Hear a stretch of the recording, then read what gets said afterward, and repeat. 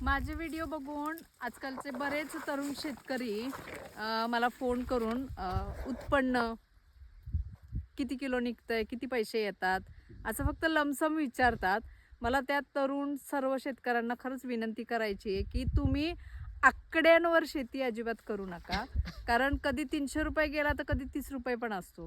30 रुपयाची पण सहन करायची ताकद पाहिजे आणि 300 गेल्यावर पण जास्त हुरळून जाऊन उपयोग नाही आहे. कारण हे मेंटेन करायला तेवढा खर्च पण असतो.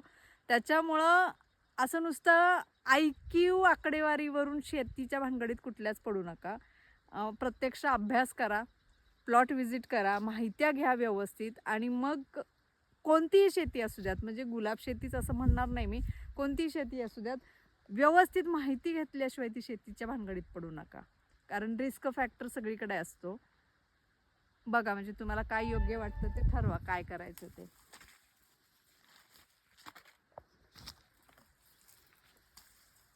बरोबर का?